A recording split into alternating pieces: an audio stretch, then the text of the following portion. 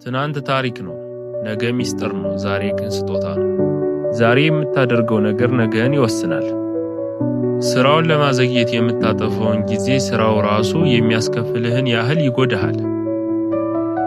የአንድ ዓመት ዋጋ ማወቅ ከፈለክ ዓመቱን በሙሉ የደከመውን ተማሪ ጠይቅ። የዛሬን ዋጋ ማወቅ ከፈለክ ግን ነገን የምትፈራውን ራስህን ጠይቅ። ምርጡ ዛፍ የተተከለው ከ20 ዓመት በፊት ነበር። ሁለተኛው ምርጥ ጊዜ ደግሞ ዛሬ ነው። ጊዜን አታጥፋ፣ ምክንያቱም ሕይወት የተሰራችው ከጊዜ ነውና። ዛሬን ካልኖርክበት ነገን በአግባቡ መጋፈጥ አትችልም። የነገው ስኬት የሚጀምረው ከዛሬዋ ትንሿ እርምጃ ነው። ዛሬ ባላረከው ነገር ነገ ትቆጫለህ። ጊዜ የማይቆም ወንዝ ነው። አንድ አይነት ውሃ ሁለት ጊዜ አይነካም። ነገ ሌላ ቀን ነው፣ ነገር ግን ዛሬ ብቻ ነው በእጅህ ያለው ቀን። ማዘግየት የጊዜ ሌባ ነው። ዛሬ የምታስቀረው ሥራ ነገ ሸክም ሆኖ ይመለሳል። ቀናት ይሄዳሉ፣ ሕይወትም አብራ ትነጉዳለች። በጊዜህ ላይ የራስህ አዛዥ ሁን። ነገ የሰነፎች መደበቂያ ደሴት ናት።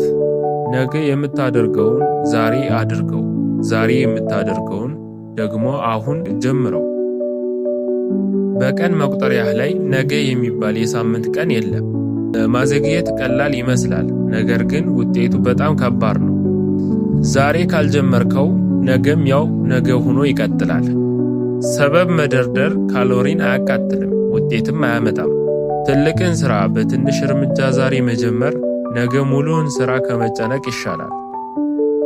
ፍጹም ሁኔታ እስኪመጣ አትጠብቅ፣ ሁኔታውን ፍጹም አድርገው። አልችልም የሚለው ቃል ይቅርብህ፣ ዛሬ እጀምረዋለሁ በል። ነገ የት ደረጃ መድረስ እንደምትፈልግ አስብና ዛሬ የመጀመሪያውን እርምጃ ውሰድ።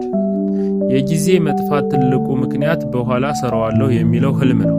ዛሬ ከተጋፈጥከው ፍርሃት ይልቅ ነገ የሚከተልህ ቁጭት ይበልጣል። ስራን ማዘግየት ማለት ለወደፊት ራስህን ዕዳ መተው ማለት ነው። ቀኑን አትጠብቅ፣ ቀኑን አንተ ፍጠረው። ነገ የምትጀምረው ነገር ከዛሬው የተለየ ተአምር የለውም። እቅድ ያለ እርምጃ ህልም ብቻ ነው። እርምጃም ያለ እቅድ ቅዠት። ትናንሽ አዎንታዊ እርምጃዎች በየቀኑ ሲደመሩ ትልቅ ስኬት ይሆናሉ። ማሰብ ጥሩ ነው፣ መስራት ግን ይበልጣል። የወደፊት ሕይወትህን መተንበይ ከፈለክ አሁኑኑ ፍጠረው። ፍጥነትህን አትይ፣ ዋናው ነገር አለማቆምህ ነው። ዛሬ የምታፈሰው ላብ ነገ የምታፈሰውን እንባ ያስቀራል። በቃላት አትናገር፣ በስራህ አሳይ። ስኬት ማለት በየቀኑ የምታደርጋቸው ትናንሽ ጥረቶች ድምር ውጤት ነው።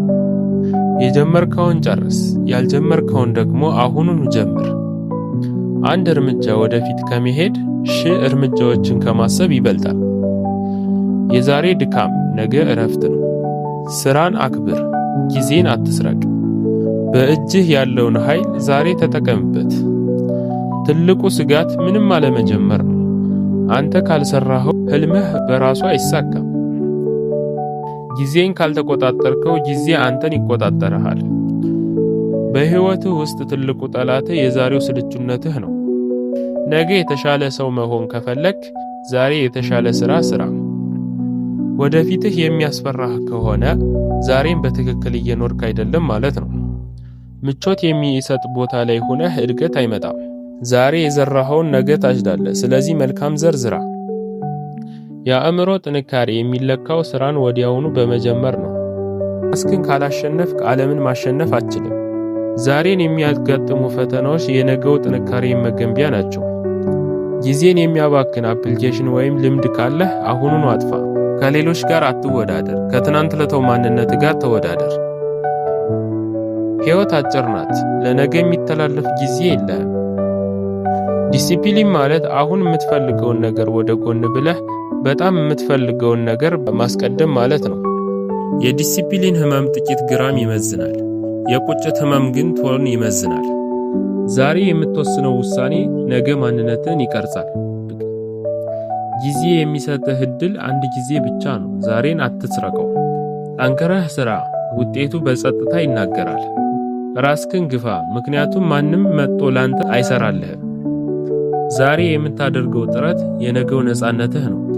የተሳካላቸው ሰዎች ዛሬ ሌሎች የማይፈልጉትን ይሰራሉ፣ ነገ ሌሎች የማይችሉትን ይኖራሉ።